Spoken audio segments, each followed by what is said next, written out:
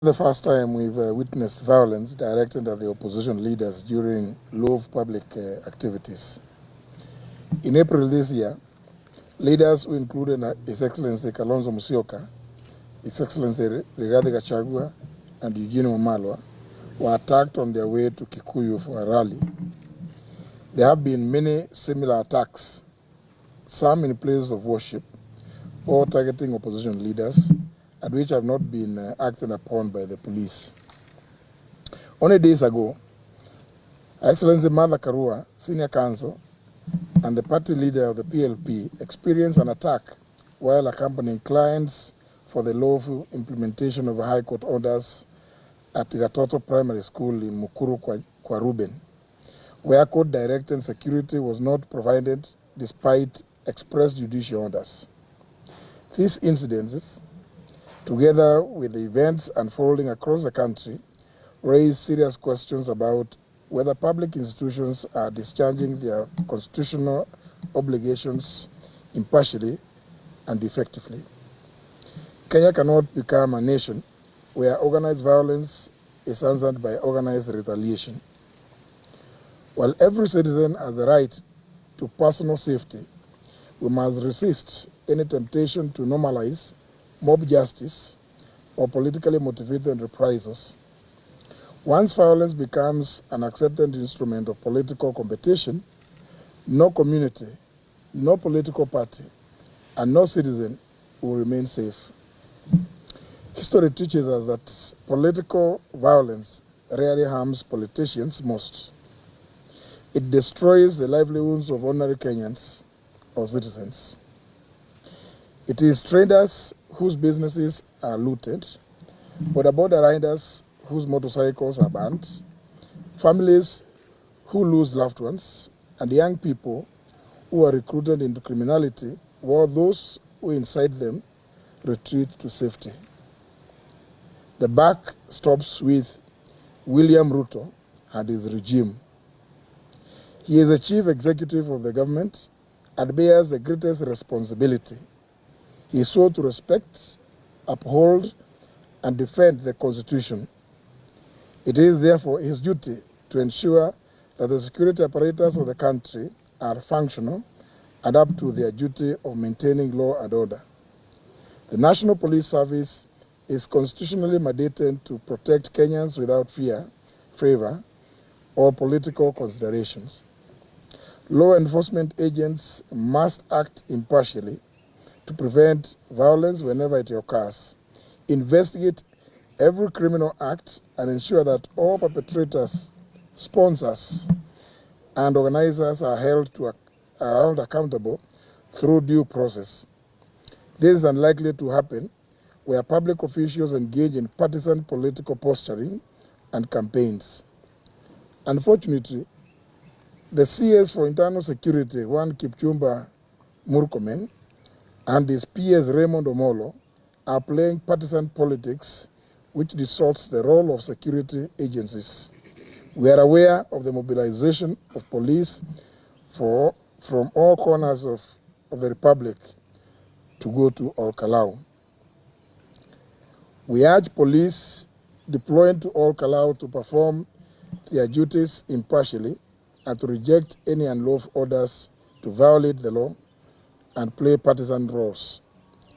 The IEBC, police deployed to man elections, are deemed to be electoral officials and are under your direct command, and you must issue any lawful orders, and any partisan engagement by police will be attributed to you if not acted upon. I yield to my brother, SKM. How far have you gone? Up to violence? Yeah. Equally, political leaders across the divide must exercise restraint in both word and deed. Leadership demands responsibility, especially during moments of heightened political tension. We must reject language that fuels division and instead reaffirm our shared commitment to peaceful democratic competition. Kenya demonstrated constitutional maturity in 2022 through a peaceful transfer of presidential power.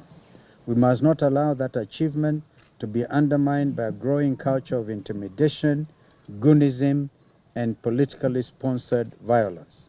I want to add state-sponsored political violence. We therefore call upon the government to reassure, I think we are being very polite here, to reassure all Kenyans that every lawful political gathering will receive equal protection under the law. Public confidence in the impartiality of state institutions is indispensable to democratic stability. Finally, we appeal directly to our fellow citizens, wazalendo wenzetu. Do not allow yourselves to become instruments of violence on behalf of any political interest. Refuse to be recruited into gangs. Refuse to retaliate against fellow citizens. These are your brothers and sisters. Protect one another. Uphold the Constitution and insist that political differences be resolved through lawful institutions, not through the streets.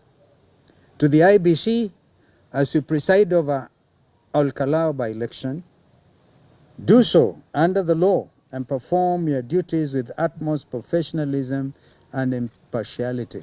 We have seen the statement by Mr. Efcon. The only thing I remember is saying, don't take photos, whatever. Don't use your phones and what have you. This for Mr. Efcon. We're telling it to you directly and your team. If you bungle Kalou, Kenyans have absolutely no reason to hold you in high esteem. You have powers to sanction anyone, including bigwigs in government, who violate electoral laws as well as those who orchestrate violence. Do not stand idle while the integrity of elections and your very own office is eroded. What happens on Thursday will demonstrate whether or not you are an impartial arbiter. As I've actually repeatedly said, you have the opportunity to prove you are not a William Ruto commission, that you are Kenyan Independent Electoral and Boundaries Commission. And secondly, your capacity to hold a free and fair and credible general election will actually be put to test on Thursday. Kenya belongs equally to those who govern today and to those who aspire to govern tomorrow. We reiterate, the alternative united government. Let us therefore choose peace over provocation, law over lawlessness, and national unity over political division. Let all state agencies, including the police and IBC, serve all equally without fear or favor. We have seen, Mr. Kanja, you're deployed of 1,000. I think it's on everybody's telephone. 1,000 police have been deployed to Kalou. We pray to God that this is not another kind of election as happened in Bere North. And the country noted. UDA lost Bere election. UDA lost in Malaba. And we all know that. Why don't you just accept defeat? We know that a minister, a cabinet minister, took over a polling station. And Kenyan has to scamper for peace, run for their dear lives from a minister.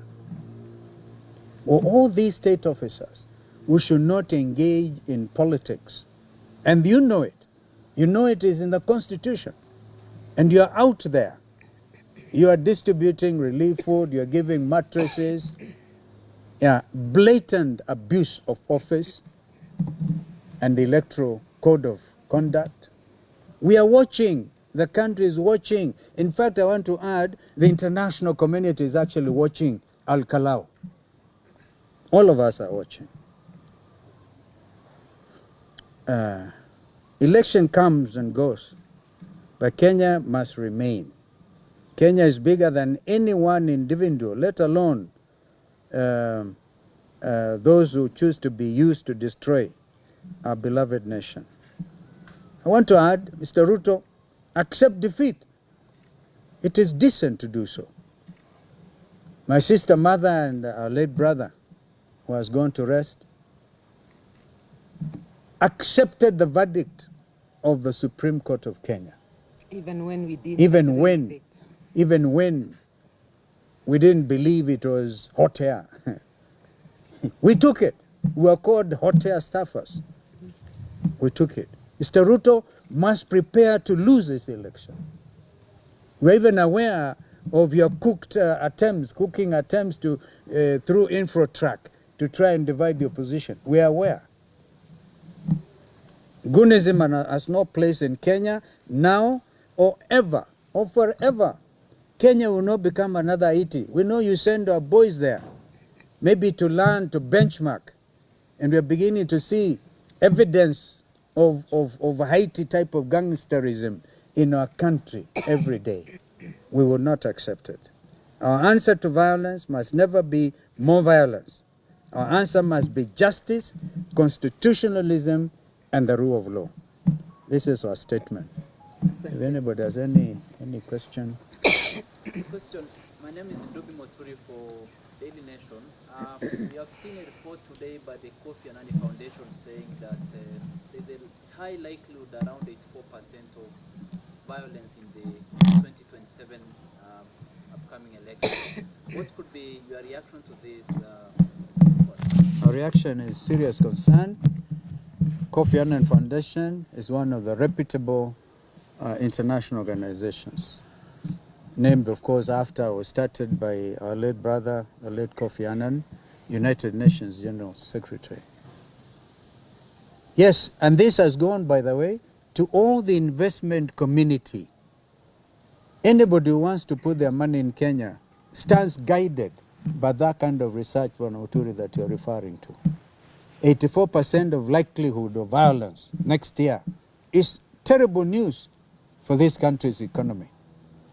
And leave alone the economy, Kenyan livelihoods. So we must all act together. And this is the moment. Another question? Your mother. Let me say something on that. There's something we can do as Kenyans. We can reject violence as a means. The goons are coming from our homes as citizens, our neighborhoods, our communities. Let us talk to each other. And to the police, the few rogue who are working hand in hand with goons. Remember, you destroy Kenya, you too will not have a home. We can live without being leaders or be somewhere in jail. Egypt was a police state. Tahrir Square still happened. China, Tiananmen Square happened, and you know China. Hitler disturbed the entire world, allied forces together. He still fell. It is not a question of if you will leave power, those who are in power today. It's a question of when.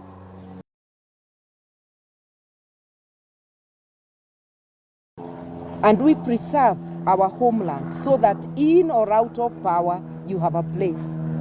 This is my call to William Ruto and his KK regime and to fellow Kenyans.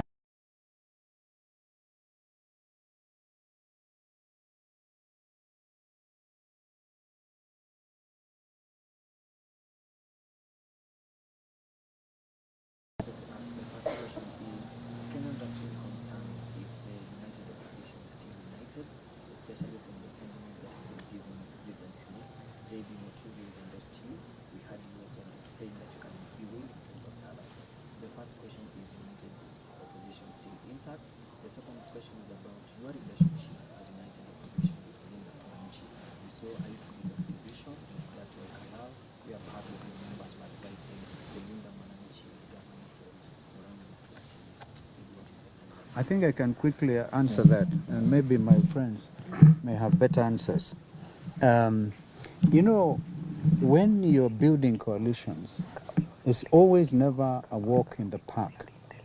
But what I know is all of us as leaders in the United Alternative Government are committed to to ensuring that William Ruto is actually one term. I think I've seen Senator Sifuna lay claim to that as well. A lot of people are laying claim to the fact these guys have to do one term. So there's nothing, we are engaging each other on a daily basis, right?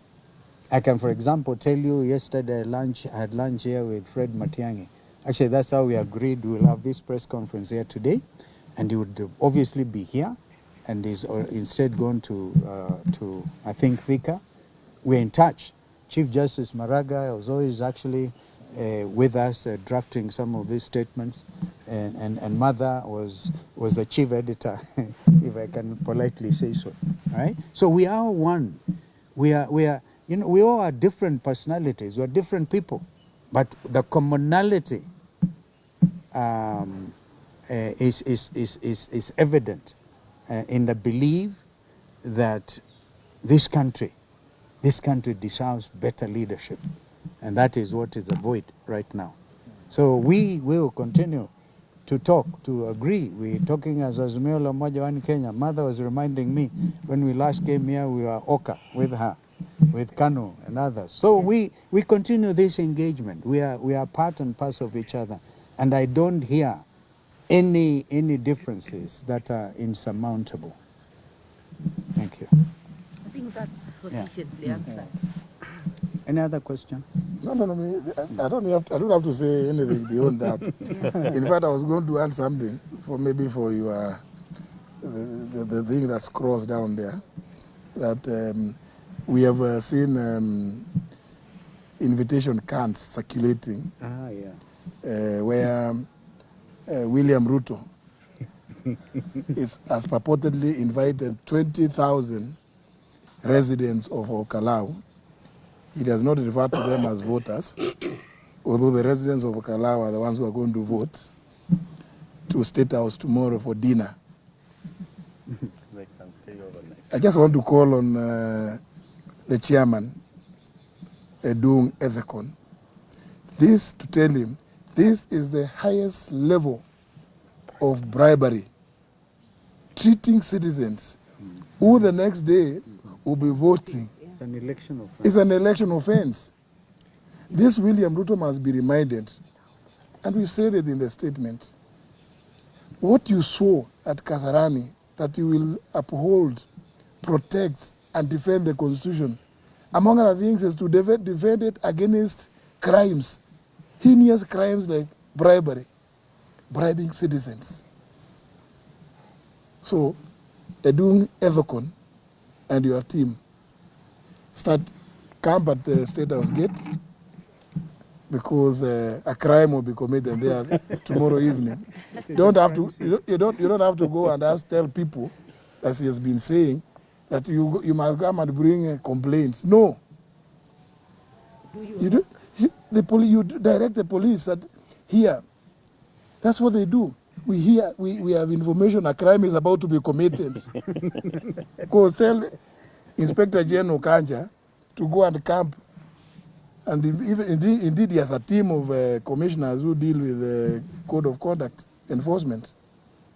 Go and camp at the various gates at State House tomorrow, because a crime is about to be committed. And the criminal number one is none other than William Ruto. Just to emphasize to William Ruto, some of these things as he's doing are being documented by many of us. And as my sister Mother said, power is transient. It's just a matter of time. You will be in Sugoi, and others will be in State House. Thank you. Kubali tuishie hapo. Yeah, because less is more. Thank you. Thank you. Very good day. That they don't deliver.